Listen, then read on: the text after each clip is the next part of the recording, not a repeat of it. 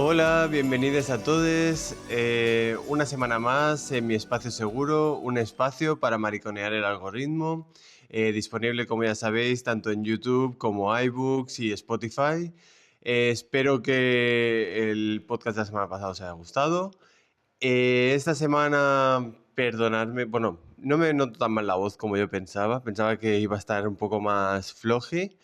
Pero esta semana ha sido una semana intensa de trabajo, como normalmente es, pero ayer especialmente porque celebramos la fiesta, el segundo año de perreo no binario aquí en Sabadell, y la verdad que a nivel de organización y todo, pues se intensifica. Además que ayer hicimos más actividades, también habían actividades infantiles para adolescentes dentro de toda la jornada, de todo el día. Y bueno, intentando pues eso, también mariconear espacios analógicos o físicos y presenciales. Pero bueno, eso es más la parte laboral. Eh, pero eso, hoy pues bueno, más allá de también lo que os conté, os dejé así como en vilo la semana pasada, es que hubo un malentendido dentro de un trastero que tengo y me lo vaciaron. Lo vaciaron pensando al principio que era un robo, luego resultó no ser un robo. Es que habían vendido ese trastero a otra persona cuando por el contrato me pertenecía a mí. Pero bueno, ya está solucionándose. Pero bueno, ha habido pérdidas de recuerdos, materiales, revistas antiguas que tenía, objetos así más personales y luego algo de pues, ropa, calzado, esas cosas. Entonces, bueno, nada, paciencia, al final es solamente eso. Y ahora, pues, al final se convierte, sí se acaba convirtiendo en una recompensa económica, pero al final todo lo que había ahí dentro, pues, muchas cosas no son recuperables, pues son cosas, pues, medio únicas o cosas que habían pasado durante los viajes de trabajo que había hecho o mi experiencia laboral en el mundo de la moda. Pero bueno, no soy una persona que está súper arraigada a lo material. Después de tantas mudanzas, cada vez vas intentando saber viajar con menos equipaje. Así que por un lado o el otro compensa el haber aprendido a que esa parte pues ya está vivida, y esos objetos al final no dejaban de estar almacenados. Pero, pero bueno, ya está, no quiero tampoco darle como más vueltas a la situación, y ya está. Pero por eso la semana pasada os decía como eso, que estaba grabando esto habiendo vivido un capítulo un tanto extraño y un tanto raro, pero ya está más o menos solucionado. ¿Qué más de esta semana?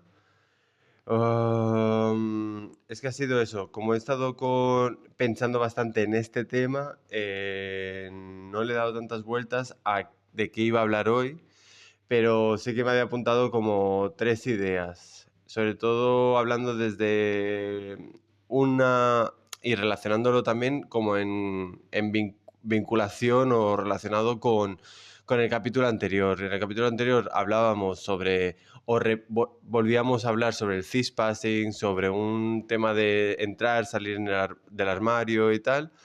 Y entonces, vinculándolo ahí, había pensado que podía hablar sobre el tema de la estética queer, la estética andrógena, la estética LGBTI, la apropiación de esa estética o la construcción de una estética comunitaria que muchas veces viene de una reivindicación, de una reivindicación muy política, una puesta en escena, porque al final, ¿no? Desde la performatividad, desde la teatralidad, desde el posicionarte en público, el ser visible, ¿no? Que no solo que genera unas discrepancias o puede generar como un shock, por así decirlo.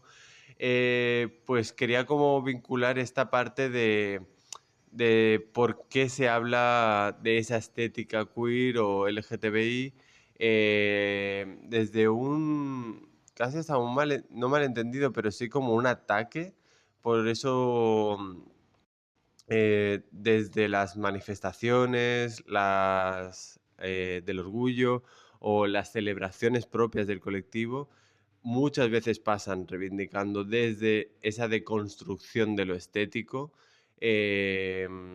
porque es la forma también de reconocernos, de visualizarnos, bueno, de reconocer la otra persona.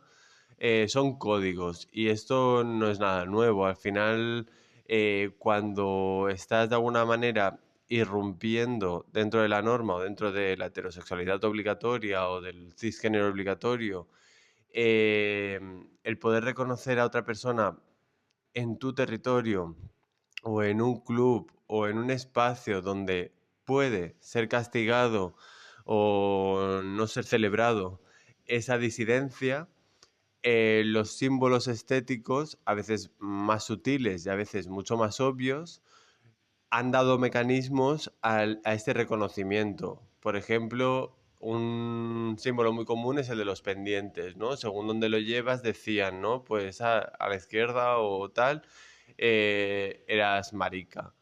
Pues bueno, esos códigos servían para, ¿no? Reconocerse, pero si nos vamos a tiempos mucho más atrás con tema de los lunares, el cómo mueves el abanico también significaba cosas, o cómo cogías el abanico, o sea, para esa comunicación no verbal que genera como unos códigos subalternos, ¿no? Como escondidos, que te dejan ver, te hacen ver o te posicionan en otro lugar y no solamente en la interpretación más genérica. Entonces, por qué existe una estética queer o LGTBI? Sigue existiendo en base a esa opresión o a esa invisibilización genérica, porque no vas viendo a la calle, o sea, de norma, ¿no? Aunque no es explícito, pero se da por hecho que todas, sobre todo si hablamos de las infancias, que es lo más fácil de representar, se da por hecho que todas las infancias son heterosexuales y cis, en el sentido que, que se disfraza de normas, se invisibiliza la diversidad.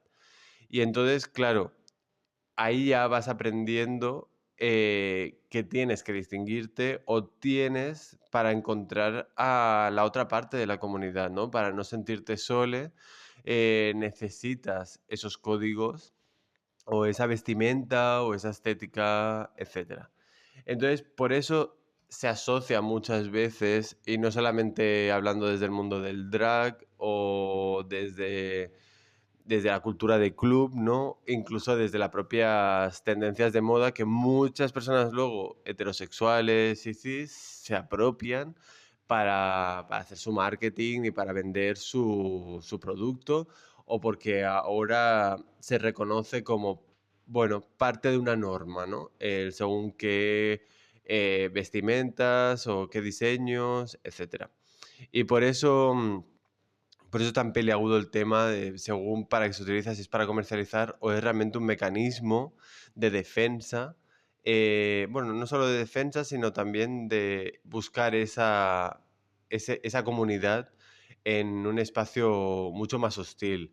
Como puede ser, claro, no hablo de grandes urbanizaciones como Barcelona, que también podría ser, también se usa, pero ya también hay unos clubs específicos o unos espacios específicos donde puedes encontrar esa comunidad de manera mucho más amplia. Como pueden ser los museos, por ejemplo. No, es broma. Pero también conciertos, clubs, etcétera. Pero en espacios de extrarradio o más ruralizados, aun con el peligro de que incluso que haya un propio rechazo a esa estética por parte misma de la comunidad LGBTI, que también puede suceder, ¿no? Porque hay gente que pretende o prefiere vivir su sexualidad o su orientación disidente o identidad disidente en ese armario que hablábamos el capítulo anterior. Entonces, ver una persona de la comunidad que expone, que es visible, que provoca o que provoca. Aquí hablo directamente a la comunidad en el sentido de no provocamos, lo que pasa es que vivimos también en base a una respuesta crítica y a veces ni siquiera crítica, también porque nos apetece. Y el que nos apetezca, no ponemos en medio a esa norma, a esa heterosexualidad, ¿no? Sino también generamos cultura, generamos códigos que, en el que no estamos ni visibilizando a quién queremos, a quién estamos dando una respuesta a esa lógica normativa.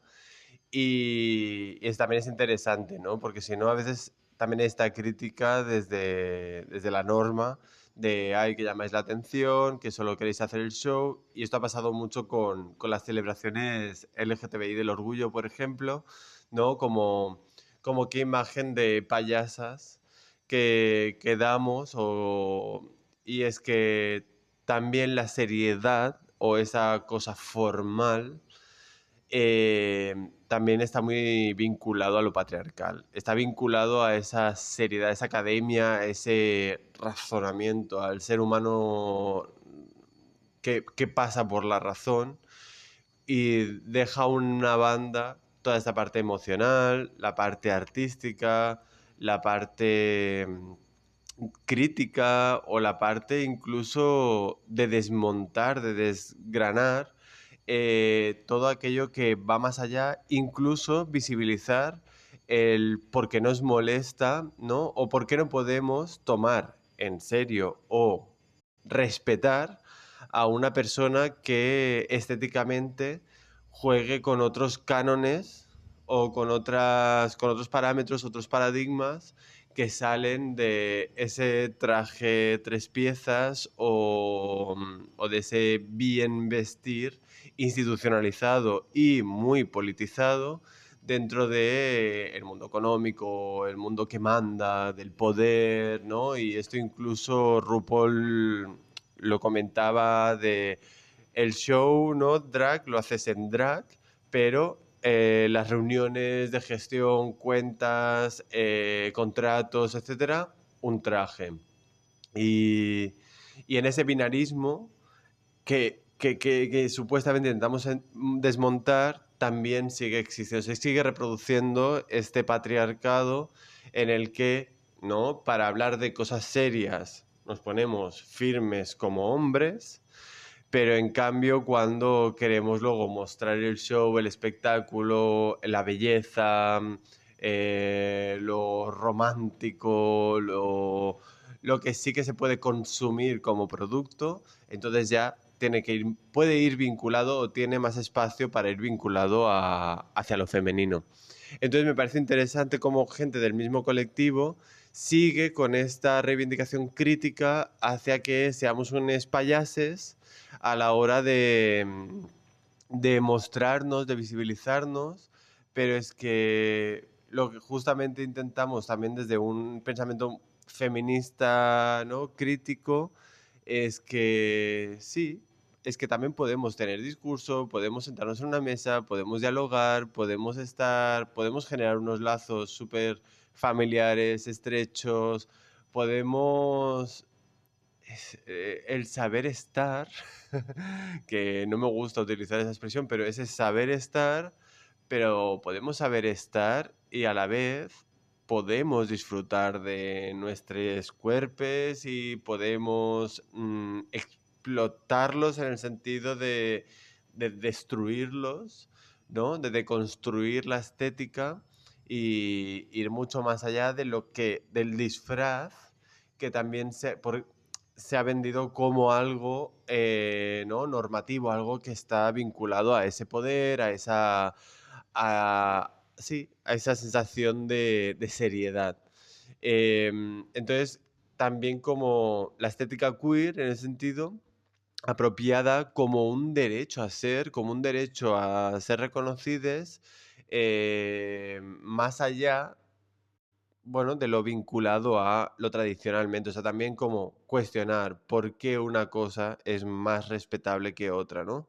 Y esto viene, o sea, también pensaba esta semana sobre este tema, porque, y también vinculado a la sexualidad, que puedes apropiarte de tu mismo cuerpo, porque estaba comunicando la fiesta de Perreo No Binari de ayer y utilicé unas imágenes que las mismas personas que hacen drag habían publicitado en su Instagram, ¿no? Y utilicé esas mismas imágenes y les encantó la imagen de la fiesta y ha tenido su repercusión y ha estado súper. Bueno, se va construyendo una familia en Sabadell y, y hay gente, pues eso, del colectivo y bueno, gente a lo mejor que entiendo que también viene del colectivo trans, que quiere vivir su transición desde una manera muy binaria y muy cis y heterosexual y, y no deja que otros del colectivo trans podamos vivir nuestra identidad desmontando unos cánones de belleza, pero también apropiándonos de nuestra sexualidad, de nuestro cuerpo, de nuestra desnudez, de nuestra feminidad, de nuestra, ¿no? Como ya más allá, fuera de... Bueno, supongo que aquí también hay una moral judio-cristiana alrededor del colectivo que sigue imperando de lo que significa, pues eso, ¿no? Una señora bien o un señor bien que sigue mezclando o sigue contaminando todo aquello que va vinculado a este traje, a este me tapo, solo reservo para el mundo privado mi desnudez, como si no lo pudiera hacer público, como si va, va a molestar, ¿no? Entonces también pensaba en eso de no solamente molesta o puede estar incluso ofreciendo un producto a una heteronorma, sino también al colectivo que le esté disgustando, marcando, se quiera alejar de, ¿no? De este espectáculo, de este show. Pero a mí me parece que es algo de lo que nos tenemos que apropiar, reivindicar, celebrar. Entendemos que hay momentos para todo tipo de situaciones y nos ponemos caretas cada vez que vamos a un lugar diferente o nos estamos grabando en un lugar diferente o estamos hablando, teniendo una conversación con una persona diferente. Pero tu rigor, la forma en la que la gente te trate, te ha de tratar, te ha de respetar, ha de entrar en comunicación contigo, va más allá de un maquillaje, de una estética, de una desnudez. Y esto, bueno, es una lucha constante en el sentido de que aún tenemos asociado ese respeto hacia la persona vinculado a un traje muy concreto, una forma de vestir concreta, una forma de peinarse concreta, ¿no? Y bueno, por eso la estética queer sigue, ¿no? Intentando cuestionar todos estos marcos estructurales de lo que significa seriedad o lo que hay que tener, lo que hay que considerar como algo a escuchar, ¿no? Y lo que no, lo que va quedando en el margen o se va dejando en el margen. Em, y ponía la palabra de monstruosidad, ¿no? Porque, bueno, como Paul B. Preciado ya dice en su libro, ¿no? Y está como conectando estas monstruosidades, como que empiezan a hablar a un patriarcado que no solamente está constituido por hombres cis, ¿no? Esta idea patriarcal y esta idea de el razonamiento eh, es aquí, es que les cuerpes que decidimos y que estamos cuestionando constantemente lo que significa este binarismo, que va mucho más allá de una cosa asignada al nacer. O sea, también es estructuralmente como pensamos entre blanco y negro, que no hay esas medias tintas, que no hay conversaciones, que no hay esos depende, que muchas veces son muy necesarios. Y también porque nos hace crecer, nos hace aprender quién tenemos enfrente, qué comunidad tenemos representando ahí enfrente y que es mucho más compleja que una etiqueta.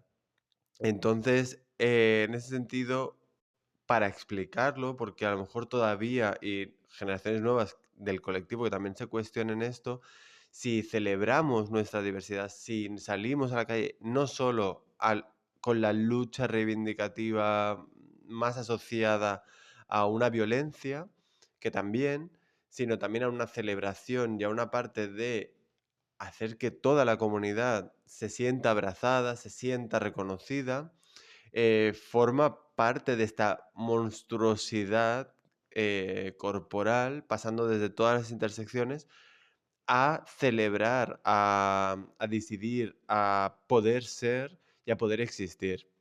Y de aquí viene que en algunos espacios podamos poner en el centro estas cuerpas que se apropian de su cuerpo y que hablan desde su disidencia, no desde el querer estar dentro de una norma o estar dentro de un marco normativo e intentar como asimilarse o sí, asimilarse dentro de una sociedad, pues eso, patriarcal que no deja de influenciar en todos nosotros, o sea, o sea, aceptando que un mismo está aquí hablando de esto de manera individual, pero sería interesante traerlo a la conversación, ¿no? De cómo nos influye y cómo nos va también entrando mensajes que están muy vinculados a esta idea binaria y patriarcal de qué es el bien y qué es el mal, y también, bueno, no solo patriarcal, sino también religiosamente judio-cristiana, y luego achacando la culpa, ¿no? De encima no encajar, no hacer lo correcto, etcétera. Y ayer fue muy bonito porque creo que pudimos ver esa disidencia en un espacio de una manera mucho más grande de lo que normalmente vemos, porque el grupo llegó a unas 70 personas aproximadamente. Y claro, verlo in situ en una ciudad como Sabadell, que no tenemos ningún espacio de encuentro habitual, vi caras de personas que componen ese espacio de manera institucional en el que, wow, como, vale, entendemos qué significa Espai Segur, entendemos qué significa que el colectivo se junte, se celebre, se reivindique, se encuentre también, porque hubieron lágrimas, ¿no? También de personas racializadas que no habían encontrado ese discurso de apropiarse de su cuerpo y ser más allá de la blanquitud, que otros le estaban eh, haciendo coger o haciendo, bueno, en esa asimilación, ¿no? Es como, no, bueno, que se hace desde una cierta bondad, de querer, ¿no? Como abrazar a la persona diferente, pero también desde el colectivo.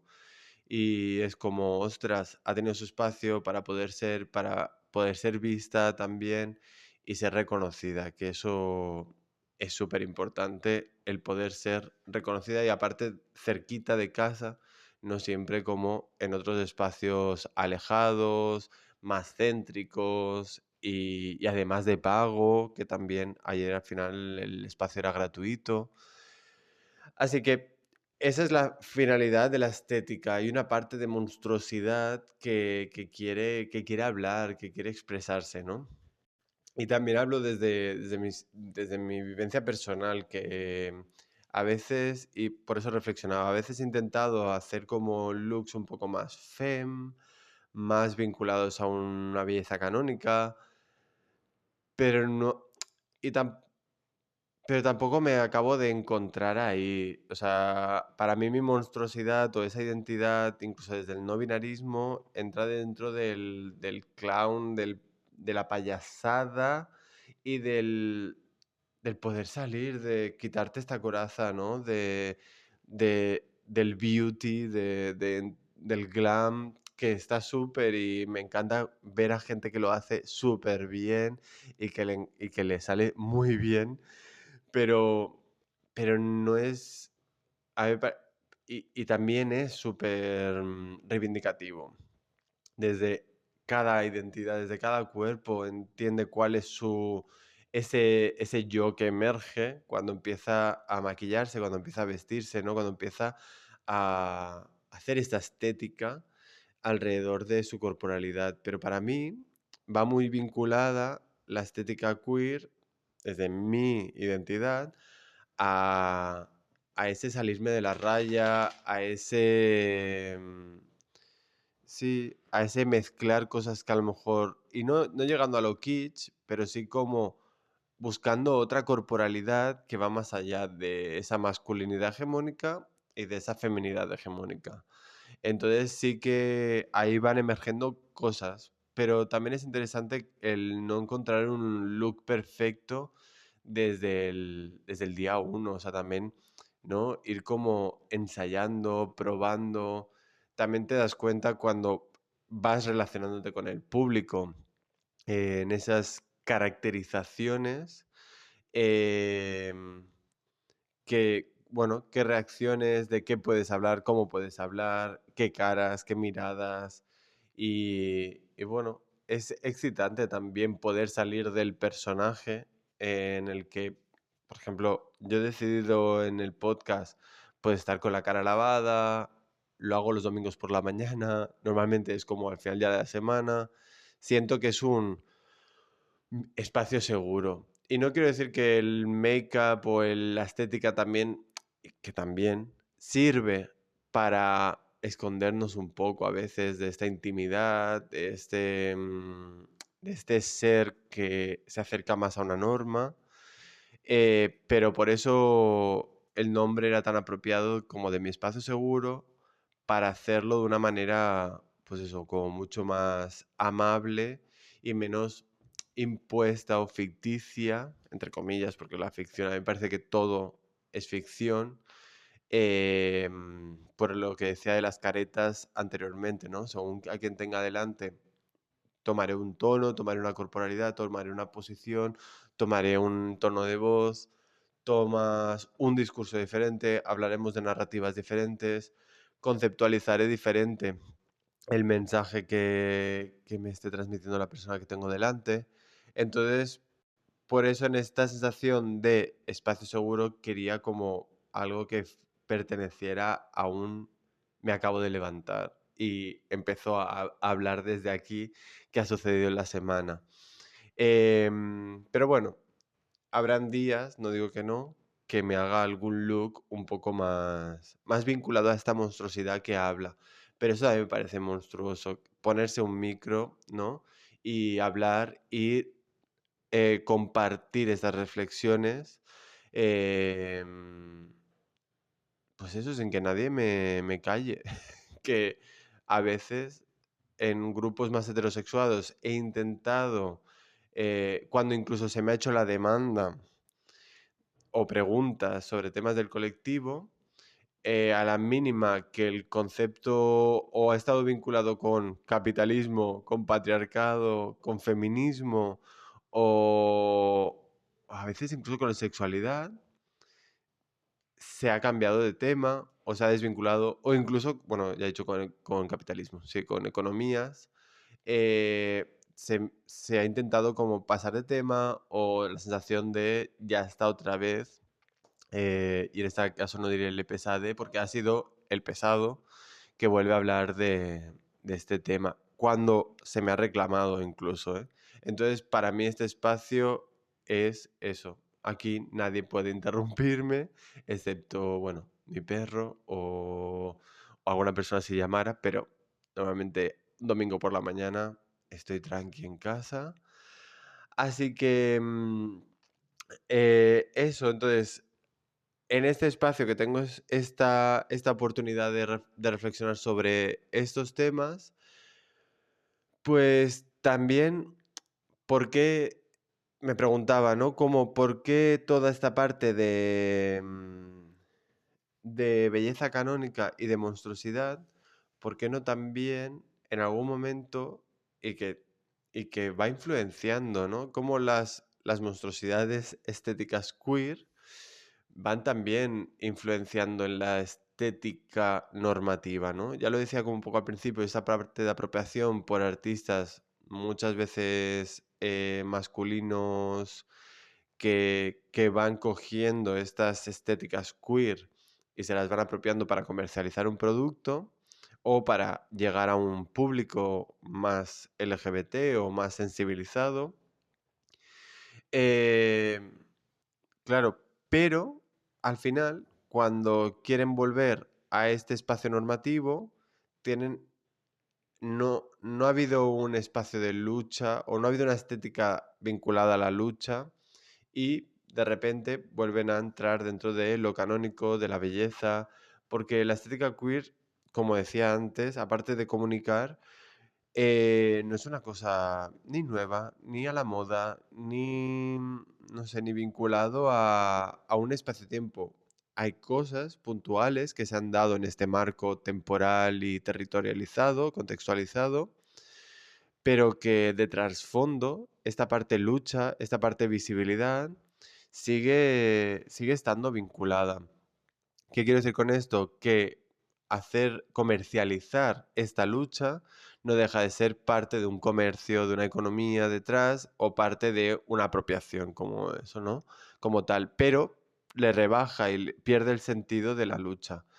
Entonces se puede usar, pero es como si fuera un fast food en el sentido de lo cojo, lo utilizo y lo tiro, porque no ha tenido una significación identitaria alrededor de ello más que una exposición visual, fotográfica, audiovisual, etcétera, pero no tiene una parte reivindicativa, política, que puede perdurar mucho más en el tiempo si hay un discurso construido detrás que defiende esa estética. Por eso artistas o diseñadores, diseñadoras,